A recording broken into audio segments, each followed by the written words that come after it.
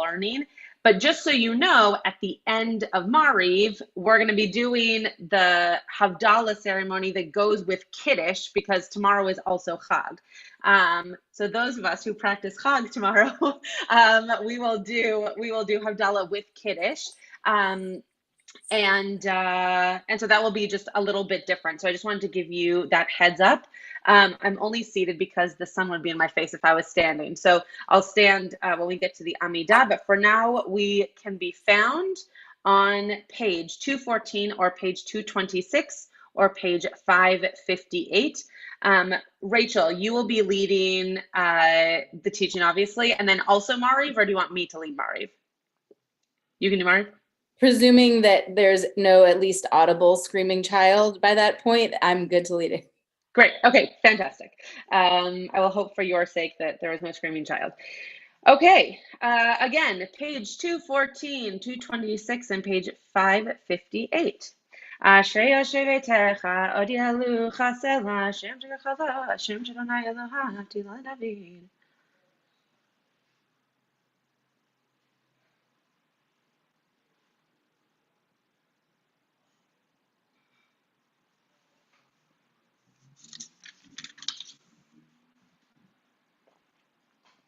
פותח את ידיך ומביא לך חרצם צדיקים ולכנך.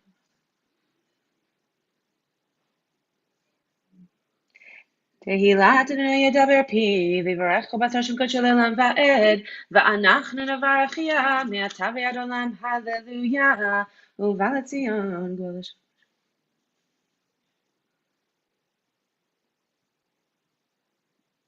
ואתה קודש יושב תהילות ישראל, וקרא זה על זה ואמר, קדוש קדוש קדוש, אדוני צבאות, מלוך לארץ כבודו, מקבלים דין ודין ומרים קדיש. ותישאני רוח, ואשמע אחרי קורש גדול, ברוך כבוד אדוני במקומו, נתתני רחב, שמעתי בתריקי. אדוני ימלוך לעולם ועד, נמלוך לקיים לעולם ועד.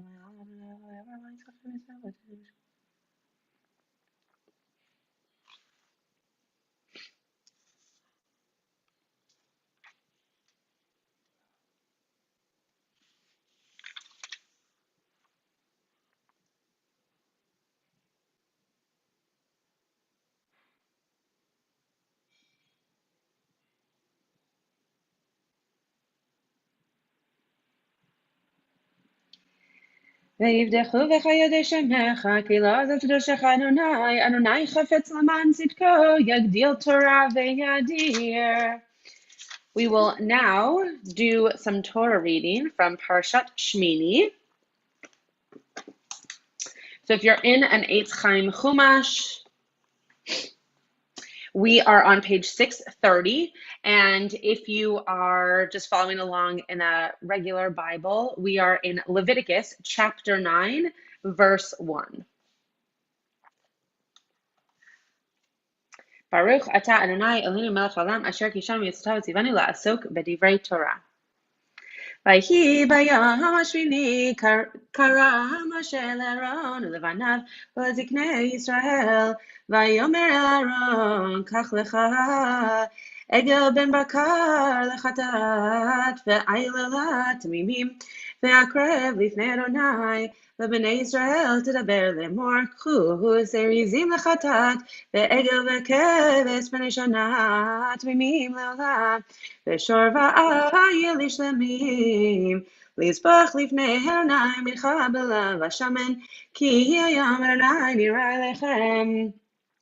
ויקחו את אשר ציווה משה על פני אוהל מועד, ויקרבו כל העדה ויעמדו לפני אדוני, ויאמר משה זה הדבר שציווה אדוני תעשו, וירא עליכם כבוד אדוני.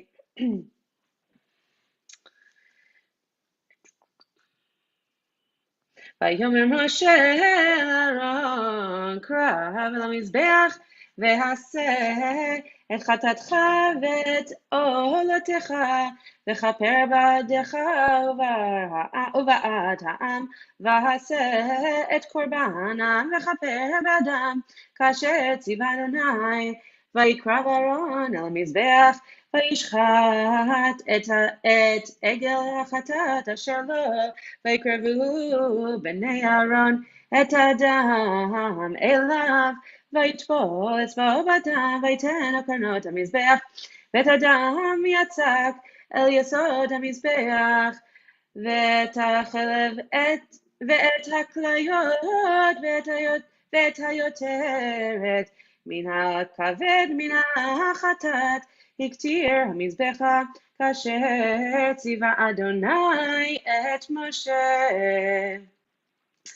ואת הבשר ואת האור שרף באש מחוץ למחנה, וישחט את העולה, וימצאו בני אהרון עליו את הדם, ויזרקהו אל המזבח סביב, ואת העולה המיצאו אליו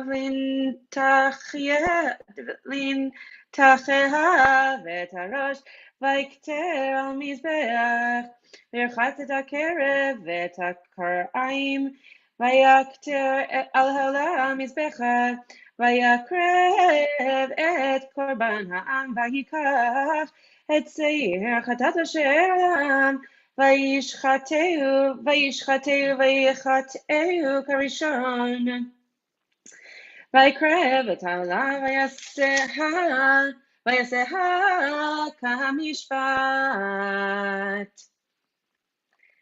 This is, if anybody, these are not the verses that I read, but if anybody is interested, this is the parsha where Aaron's sons, Nadav and Avihu, have their very famous moment. Maybe that's even what Rachel's talking about. I have no idea.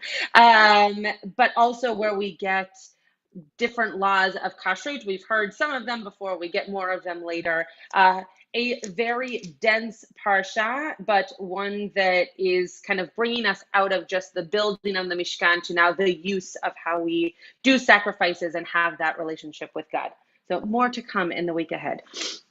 We will now continue. We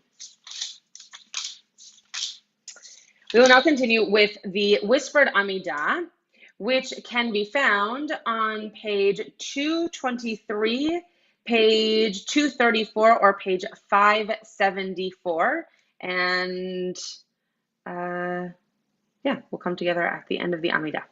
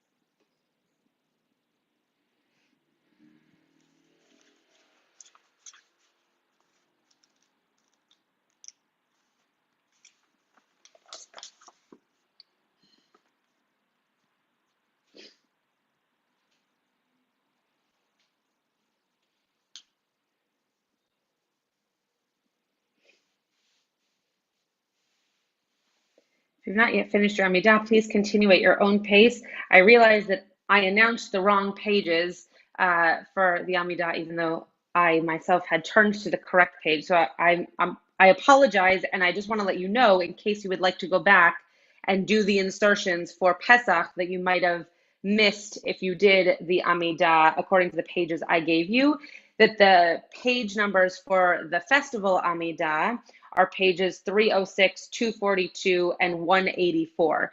So if you would like to, you may. We're going to have another opportunity for an Amidah, a festival Amidah at the end here, but I just wanted to make sure to make that correction in case it was important for some to go back and do those insertions. We'll continue now with Aleinu, page 231, page 248, or page 190. Aleinu shabeach ladon hakol letitilo yitzer b'reshut shelo v'tzedek v'yartzeh v'tzedek. ואנחנו קוראים משחווים, המועדים, לפי מלך מלכי המלכים הקדוש ברוך הוא שבת שלום.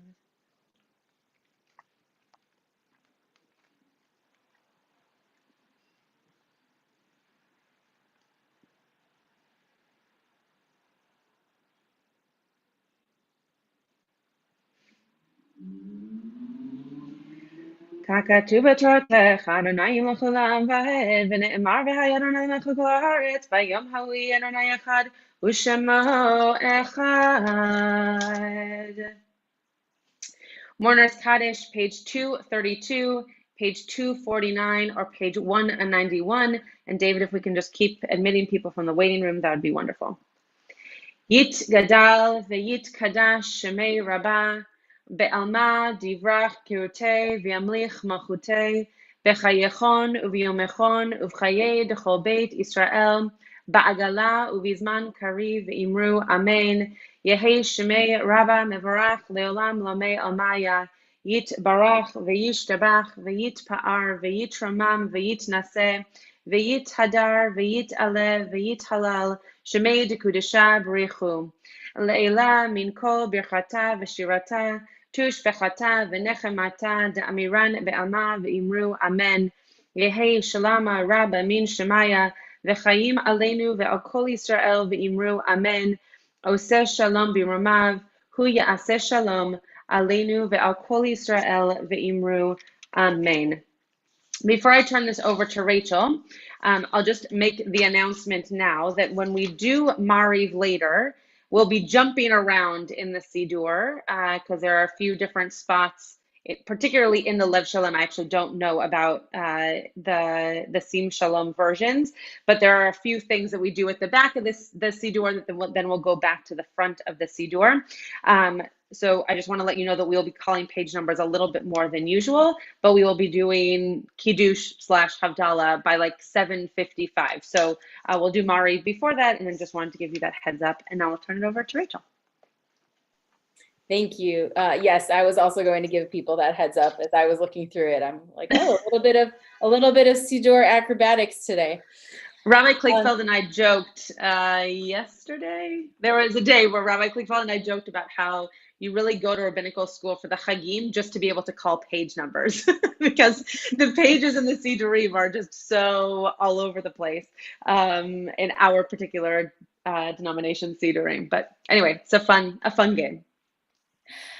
So before we get to all that, I indeed am going to be speaking, well, not directly about Nadav and Avihu, but the aftermath of the episode that happens with them, related to Aaron's response, which many people speak about, this noting that Aaron was silent after this seemingly bizarre calamity happens with his son. So before we get to looking at that piece in the text, I wanted to just ruminate a bit on silence in general and to think for ourselves. Question one, if you're somebody who is often, whose response to certain things is often silence, or in a group of people, if you are somebody who tends towards silence, and whether or not it's common for you when you do choose to be silent, why? What causes you to be silent at times that you do that? So couple responses about either of those.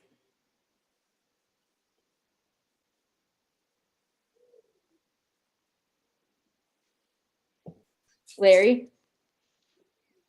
You do realize the strange nature of your asking the question. You're asking people here why they're silent when they're silent. So I am not the silent type. So I'm going to give a different answer perhaps, which is the only times that I am silent is when I'm truly uncomfortable, or on those occasions, which would have been like right now, when I realize I should step back and the word is simsum, make myself small to allow others to take my place. Mm-hmm. I recognize, you don't have to tell me, I don't do that enough, but that's a good reason to be silent. So great, making space for other people to fill the space. Okay, great. And yes, it did occur to me the sort of irony in me asking as I'm sitting here. I'm thinking, well, if nobody wants to respond, that's also fine. That's an answer unto itself in this case. Anybody else? I can answer, I guess. I think I tend to be silent. Well, certainly in group settings, I tend to be silent. And I think there's something about like level of safety I feel, the level of comfort, and if other people are just oftentimes other people just seem to know more about the subject than I do, so I just be quiet. Right. Again, kind of sometimes a perceived like there must be somebody else who is meant to be speaking now, like maybe it's not, maybe I'm not the one who needs to fill the space. Okay, great. Thank you. Joanna, you had a thought also? Yeah, there are times when I go silent when sort of when I feel like, oh, like this requires a little more thought or contemplation, like, or, a little bit more of a measured response, and like, maybe hold off and like process that a little bit before speaking. And then I very much related to what happened to Aaron. I think for the first time in my life when my father passed away, which was my first close relative, the first relative that I, sat Shiva for, who passed away. And I live in Canada, and the rest of my family is in the US, and I wasn't able to get home for the funeral in these crazy upside down times. And it struck me really, like I had a couple of close friends who would call, to check on me or to say hello, and like more so than in a Shiva when you're quiet, like to be quiet on the phone, those moments really stuck out for me. And the friends who knew also that there was nothing to say to me in those moments, like that there was nothing that would comfort me, but just that like silence on the phone, like knowing somehow that they were on the other end and were willing to like wait out that couple of minutes in silence. It was kind of a profound silence. Wow. Yeah. Thank you for sharing that. I think that definitely resonates with what we'll be speaking more with about our own, particularly in response to grief. And that those pauses, can have great depth, even if there's no audible sound. It doesn't, it shouldn't be confused with emptiness, that it has its own space to hold. Beautiful. So, I'm sure there's, for each of us, our own reasons and unique meanings that vary in why we might be silent. But I think that any of the things that you mentioned could potentially apply to this situation that we see with our own. And I think it's interesting always to kind of try and put ourselves in the shoes of biblical characters, to see ourselves in the stories and try and understand perhaps a bit more about their motivations. So if you have the source sheet, we're starting with the just the section from Leviticus to show where we're zooming in. And if you're navigating in a Chumash, what we'll be looking at is Leviticus chapter 10, verses 1-3. So what we see in this section is Aaron's sons, Nadav and Avihu, they each take a fire pan, put this fire in it, and it's called, it's called a strange fire or a foreign fire. It's not exceedingly clear exactly why. There's tons of commentaries about what they did wrong, but in the shot of the text, it just says it's, it's a strange or alien fire, that God had not commanded to them. And then they basically just get gobbled up by a fire from God and die. Then, the next thing we hear is Moses said to Aaron, this is what God meant when he said, through those near to me, I show myself holy and gain glory before all the people. So, in delivering this news to him, even that, it's not exceedingly clear if Aaron already knew or if that word from Moshe was him delivering the news, but that's all we hear Moshe say to him. It's not exactly what you would imagine someone coming to say to a grieving parent. And then the only response we see, in the Hebrew it says, Vayidom Aharon, usually translated as, and Aaron was silent. Then we go on to kind of talking about some other laws about sacrifices, and that's kind of like the end of that piece of the narrative, more or less, about like the Nadav and Abihu thing directly. So there's a lot to read into what that silence could mean from Aaron. So before we look at a couple commentaries speaking about that directly, I wanted to show all of you, if you have the source sheet, a couple different instances of what this verb, that in his case it's vayidom. The root is actually dalid mem mem. It's kind of a funky root. That it could be translated as silent, but it can be a little more vague than that. So I wanted to kind of flush that out before we look at what it could have meant in Aaron's case. So if you are on the source sheet, we're looking at the book of Amos, chapter 5, verse 13. So it says in the Hebrew, Lachen hamaskil be'etahi yidom ki et ra'ahi. For sure, at a time like this, a wise or prudent man would be silent, for it is an evil time.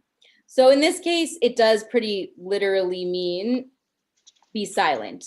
Though interestingly, I think you could apply, we might imagine Aaron being able to kind of say something similar in response, saying like, at such a time like this, it's the wise response to be silent. Like, how else could someone respond? But point being, this is one example in the book of Amos where that same verb form does seem to mean, in a pretty, simplistic way, silence as we would understand it. In the book of Joshua, chapter 10, so that's the next source on the sheet, if you have the sheet, or, people probably can't jump around that quickly if you're in a Tanakh, but it's from the book of Joshua, chapter 10, verse 12, so this is where they're going into battle, and Joshua speaks to God and says, "Stand still, sun, at Gibeon, and moon in the valley." So Joshua actually succeeds in stopping the sun, and the verb that's used to talk about the sun, it says shemesh begivon dome. So that in this case, it's not that the sun was silent, but it basically pauses, it holds still. So I thought that was interesting to kind of just hold those two meanings. Not to say these are the only meanings that appear in all of Tanakh. There's a lot of other kind of references in other prophets, but I think it's interesting to consider that as another possibility for just literally what was happening. It may be that he was silent verbally, but it could be, in a different way. More broadly, you could interpret just like he paused, he processed, he stopped, entirely stopped, held still, like the sun in that Joshua case, before he could do anything else. Okay, so that's just kind of a bit of background on what that verb about what Aaron did in response could have meant, and then now we'll go back to the story at hand and read Rachel, a couple. Yeah. Sorry, I have a question that I don't actually know the answer to. It just dawned on me, but maybe you do, or maybe someone else does. Is the word demama, like kol demama daka, the same root? I would think that it would be, but when I did a lexicon search for the verb, it didn't come up. So I'm sure I I'm just not a grammarian in this kind of way. Like I don't remember what roots go with which, but it would be interesting if it was the same root because the way that we translate that verse is so different, right? That the kol dmama daka is this small kind of quiet, silent voice as opposed to being completely stopped, or as you were saying, like taking a moment or silent altogether. Anyway, just a thought. I wondered if you had come across it. It very well might be, and it certainly has a very similar meaning, and it's close enough to drosh it for certain. But now afterwards I'll have to go look that up. I'm really curious. I'll try to remember to ask. Rabbi Kligfeld will know. Yeah. I'll try to. If anyone knows the specific verse that is, I'm happy to try and look it up speedily because it's after sundown here. But Joanna. So I probably could find that verse in a minute or two, but talking about Rabbi Kligfeld, he spoke recently about the relationship about Bet Vav Shin, Bosh, and Bashash, Bet Shin Shin, and that they were from the same root. So this seems to be the same pattern, right? Dalid Vav Mem, and then the doubling of the consonant, called Mama, Dalid Mem Mem. So if that holds, then the answer would be yes. Yeah, I mean, I think it's not necessarily universally true, and often if there's like a vav, it sometimes the vav is in the root, but sometimes it's a placeholder for a different letter. I mean, not to bore everybody with too much grammar, but but you're right. But like it's part of a similar pattern like that, where there's actually like roots that can appear in different forms. Larry, you want to say something? Well, are we talking about? I didn't realize it was a verse from Tanakh. Are we talking about the part of the Unatana Tokef? Yeah. Okay. The Shofar Gadol Yitaka, the Kol Demama Daka Yishama. Yeah. The translation that I have here. This is from Rabbi Sachs's Koran Sidur, Machzor. Is a great shofar sounds, and a still small voice is heard. Yeah. So the demama there would seem to be the same exactly the same word that you're talking about. Yeah. I just had never put those two things together, so I just didn't know if it was the same or if it was just coming to me as, a homophone in a certain way. Interesting. But is that coming from? Is this extracted from a verse in Tanakh somewhere? So it is. So yes, sorry, I did a quick search, and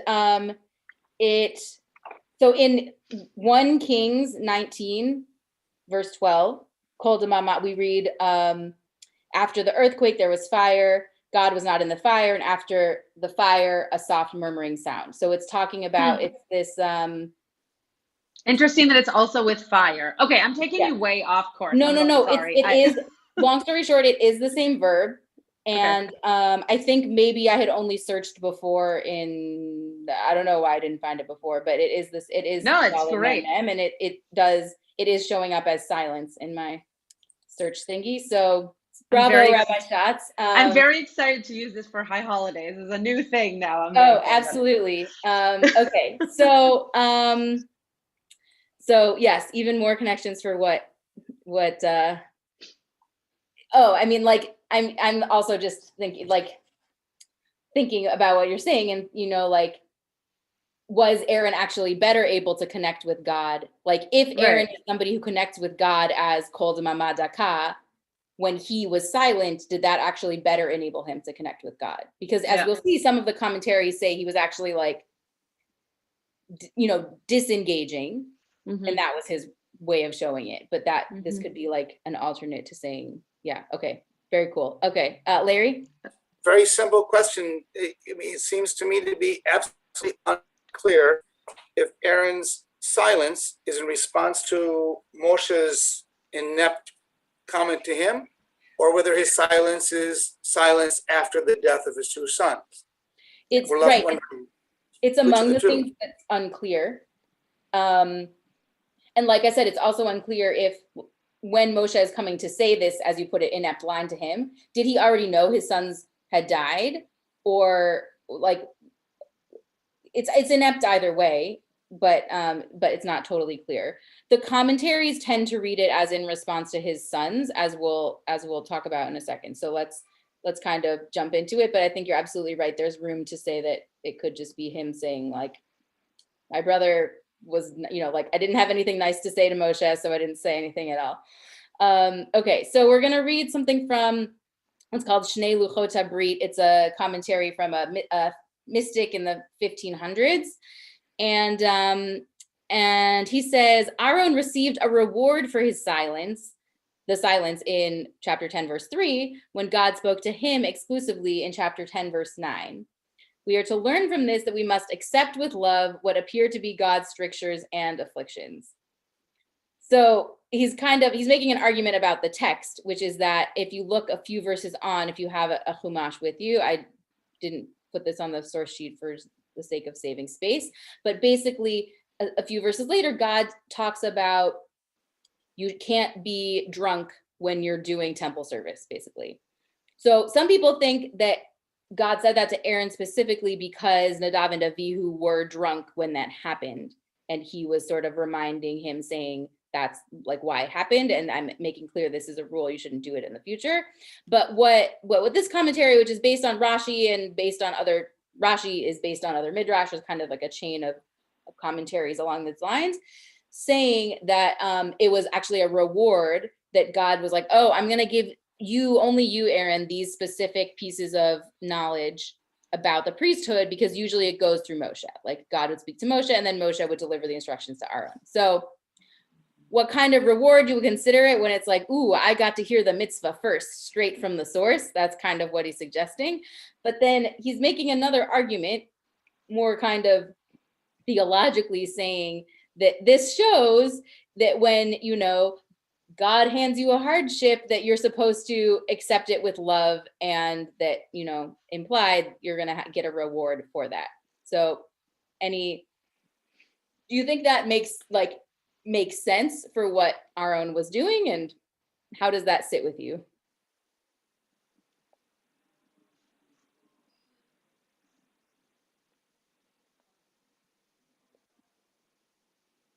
Like, do you think Aaron was accepting with love what the experience God had handed him?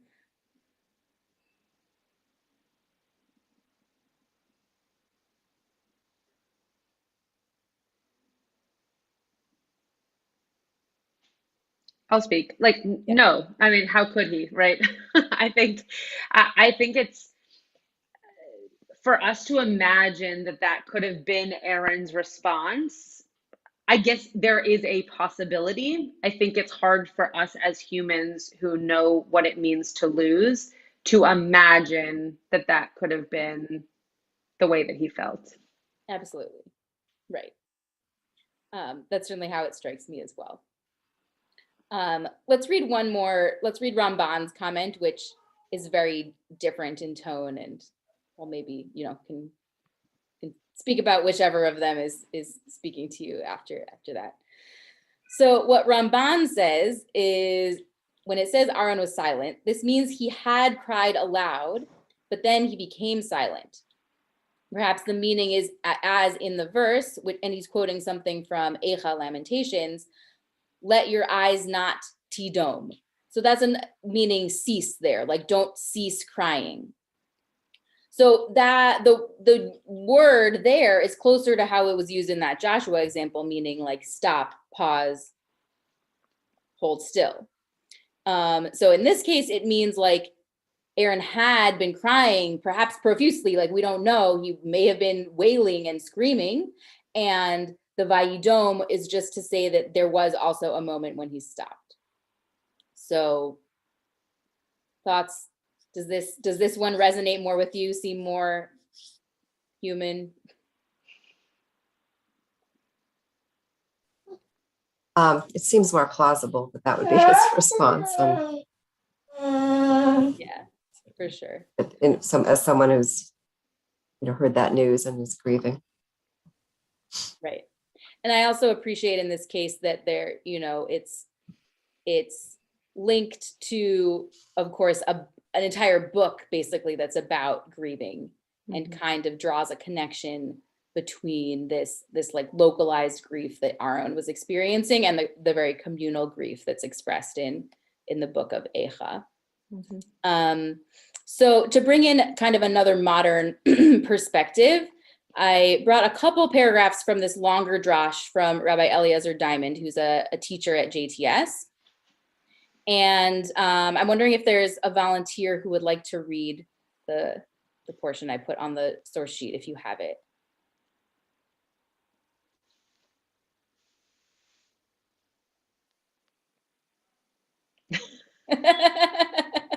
Getting too much silence today. I mean, I'll read it because I actually have a thought about it. Sure. There is, I believe, another possibility as well. Perhaps Aaron's silence was a form of disengagement in at least two senses. The first may have been an emotional reaction beyond his control. The horror of what had occurred was so great that Aaron's mind may have shut down, thereby blanking out what had befallen his sons. Perhaps it was only in this way that he could bear the pain of his loss at that moment. It may also be, however, that Aaron's silence was a means of disengaging from his persona as priest. How difficult it must have been for Aaron to serve God in the very place where the same God had taken the lives of two of his children. Aaron continued his holy work, but there was some part of him that was now silent, that did not turn to God in prayer and praise it as it did in the past. The fire that killed Aaron's sons had wounded him profoundly as well. I'm going to take the prerogative to mention, so at the end of the passage, Moses chides Aaron for not partaking in the offering. And his answer is something like, you really think that's what God wanted from me on this day when I suffered this loss? You imbecile brother of mine? That's a interpretive reading. Right. So that silence could be many things. But I also, forgive me, but I also had a different thought that maybe what Moses was saying to Aaron was the formulaic thing that you said in those days to someone who just suffered a loss, like Hamakom Yinachem Etchem. And just like in the house of a Shiva, you don't approach the Avel until they invite you. Mm-hmm. And the Avel is not obliged to say anything whatsoever. So when you say, oh, you're so-and-so that just passed on was wonderful and all these good things and God, he's with God, and then people get in, wrap themselves up in all sorts of things which are embarrassing, and some, they don't realize how they're heard. The best approach is just to be silent. And in fact, I even think that that's in, one of the guides about what to, on the Rabbi Lamb's book, or maybe it's the conservative book about what the decorum, mostly it's telling you what to do when you are visiting, but there are some things in there that tell you what you're obliged or not obliged to do when you're actually a mourner. Right. And it's almost, Moshe could have taken a few hints from that silence. Exactly. So there's so much more we can talk about. I want to make sure that we leave time for the rest of our davening and wrapping up our experience tonight. But I wanted to, the last piece I put on the source sheet is the well-known verse from Kohelet, from the book of Ecclesiastes, saying basically there's a time for this, a time for that, a time for silence, and a time for speaking. So in any of these interpretations, really, I think we've made a case that it was important, at least important, justified for Aaron to be silent in that moment. That was a time for silence. And I think at an even more profound level, Aaron was, that silence was playing an important role for him, marking a transition, perhaps connecting him to God. I mean, I think there's tons more we could say with that Kol Damama Daka reference. But long story short, it was a time for silence. There's not a lot of narrative in the book of Leviticus. And for whatever reason, it is noted here that our own silence, it, takes up space there. And that in and of itself, I think, can be instructive for us thinking about how our own response to hard news, to mourning, to any kind of grief and hard times. And, as Larry was kind of nudging us, perhaps teaching us all a lesson too. And so may we feel empowered to embrace the silence wherever we feel we need to hold on to it. All right, so we're going to be going to the Mariv for Yom Tov service, which begins on page 39 in Lev Shalem, 28 in Slim Shalom, and 279 in the full Sim Shalom. I have most of the page numbers, I think, from the Luach. Rabbi Schatz, if I missed something, just jump in. Those are all the page numbers I have. So okay, great. We have the same amount of page numbers. And the technical Havdalah time by you is when? I think it was 7:55. Okay, so in like 10 minutes. Okay, so I might go a little fast just so you can also, like, if it's a minute over, no one's gonna. We still have another day of Chag. Well, most of us have another day of Chag. So. All right. V'rachum yachaper v'no lo yashchit v'her bala shiva po v'lo yair kol chamato Adonai Yoshia melech yameinu v'yom kareinu Baruch Adonai l'melech haolam v'meri b'aravim Umavir yomu mevi laila umavdil ben yomu ben laila Adonai tzevahot shemo El chai v'kayam zamidim lachaleinu le'olam va'ed Baruch atah Adonai hama'ari v'aravim Ahavat olam bet Yisrael chaftat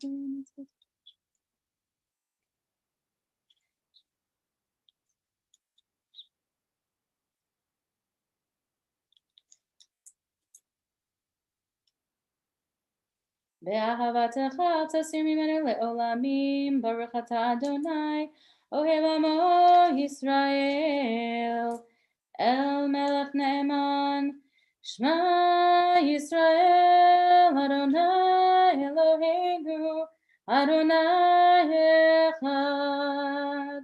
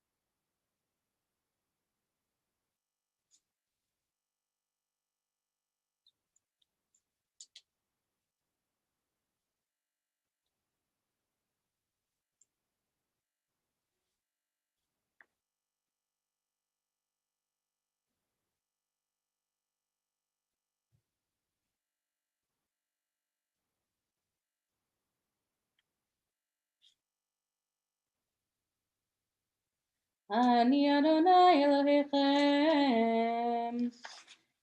Emet ve'emunah chozot levayam aleinu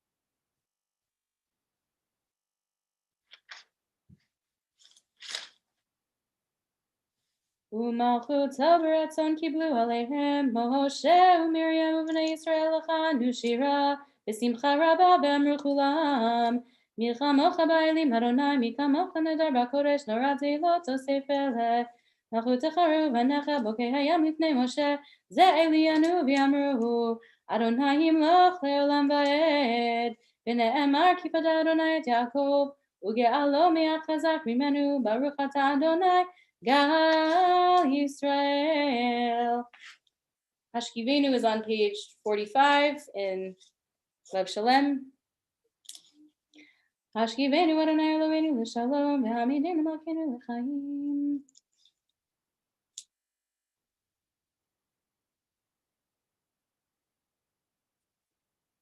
Ushmor tzeitenu v'oenu l'chaim l'shalom, e'atzav v'yad olam, ufros aleinu sukat shlomecha, baruch ata Adonai, haporei sukat shalom aleinu v'al kol amo Yisrael ve'al Yerushalayim. Vayidaber Moshe el moadei Adonai el bnei Yisrael.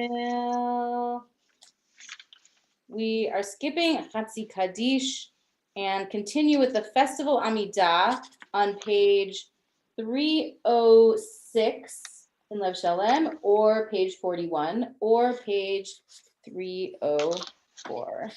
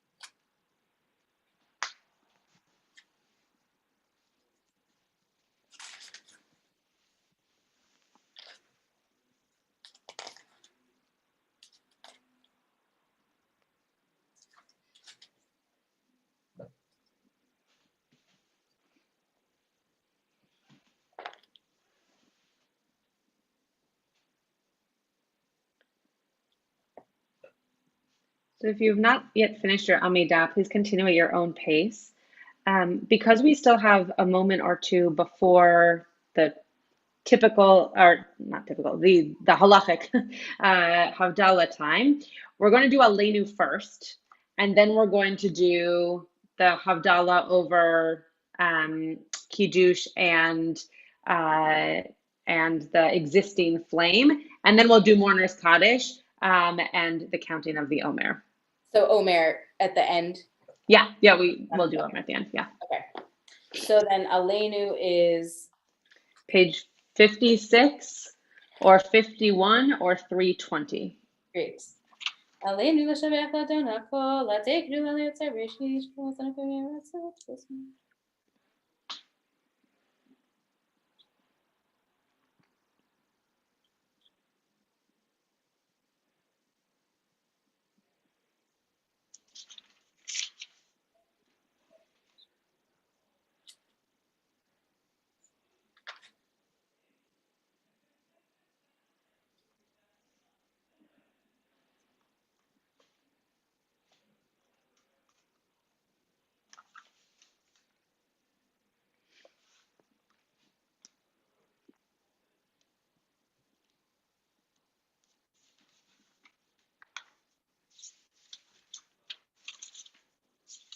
הכתוב בתורתך, אדוני ימלוך לעולם ועד, ונאמר והיה אדוני למלך על כל הארץ, ביום ההוא יהיה אדוני אחד, ושמו אחד.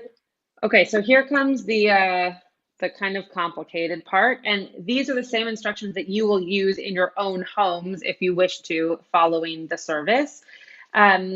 If you already have an existing flame from when you lit Shabbat candles yesterday, that is what you would say Me'orei Ha'esh over.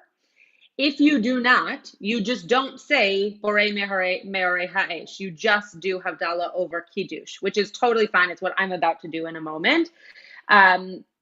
So don't light a candle if you don't have one, because we're still going into a Chag. So we are on page 79 or page 50 or page 318. Rachel, unless she tells me, is going to be leading those brachot that are said over an existing flame or a Kiddush cup. And then we will recite the blessing for the Omer. Yesterday was day 6, so if you know how to count +1, you know what today is. And then we will do Mourner's Kaddish. Everybody that I can see with me? Okay, fantastic. All right, Rachel, over to you.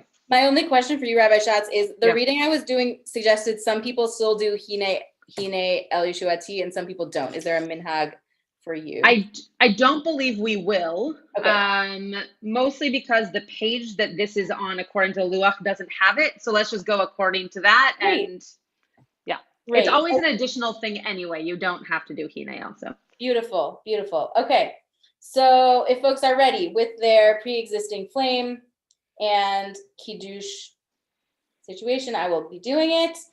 All right. Baruch atah Adonai Eloheinu melech haolam borei peri hagafen. Amen.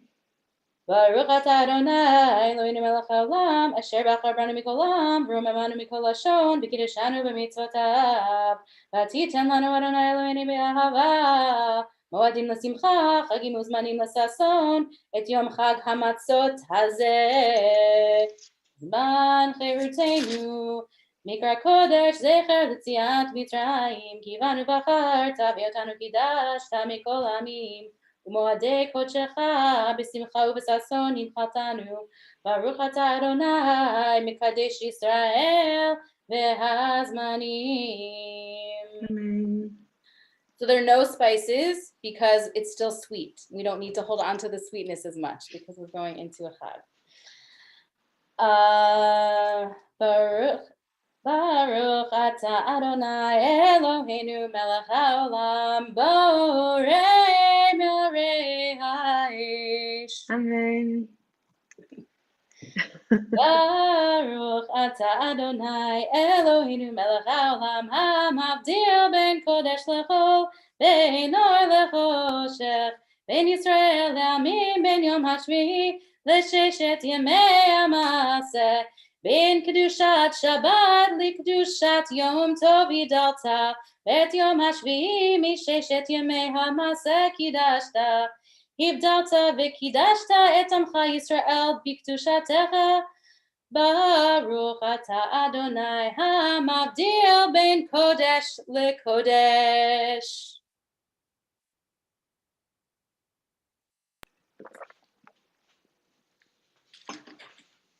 All right. Okay, and then the counting of the Omer can be found on page 63 or page 55 or page 152. And again, yesterday was was day 6, and then we'll end with Mourner's Cottage. 6 plus 1. All right. הנני מוכנה ומזומנת לקיים מצוות עשה של ספירת העומר כמו שכתוב בתורה, וספרתם לכם ממחרת השבת מיום הביאכם את עומר התנופה, 7 שבתות תמימות תהיינה עד מחרת השבת השביעית, תספרו 50 יום. ברוך אתה אדוני אלוהינו מלך העולם, אשר קידשנו במצוותיו וציוונו על ספירת העומר. אמן. היום 7 ימים שהם שבוע אחד לעומר. Today is 7 days of the Omer, which it corresponds to Kabbalistically, if you follow this schema, Malchut of Chesed, majesty in loving kindness. So hope you can cultivate a bit of that. And now we go back to Mourner's Cottage. Can you remind us the page? Yes, page 58, page 52, or page 324. You want me to do it? Sure. Okay. Yitkadal v'yitkadash shemei Rabbah be'alma divra chirutei v'yamlich malchutei b'chayechon u'v'yomechon u'v'chayei dechol beit Yisrael ba'agala u'vizman kari v'imru amen. Yehi shemei Rabbah mevorach le'olam u'lamei almaya yitbarach v'yishtabach v'yitpa'ar v'yitromam v'yitnaseh V'yithadar, v'yit'aleh, v'yithalal, shemei kudesha b'richu. Le'ila min kol birchata v'shirata, tushbechata v'nechemata, da'amiran be'alma v'imru amen. Yehi shalama rab amin shemaya, v'chaim aleinu ve'al kol Yisrael v'imru amen. Oseh shalom b'ramav, hu ya'aseh shalom aleinu ve'al kol Yisrael v'imru amen. Shavua Tov. Continued Moedim L'Simcha, Chag Sameach, all those wonderful things. We will see you tomorrow morning if you are joining us in person at 9:30 on the field. If not in person, you will see us at 9:30 on Zoom or on YouTube. Yasher koach to you, Rachel, for a beautiful teaching and davening. And have a great night. We'll see you tomorrow for the rest of Chag. This, by the way, this channel will remain, not the live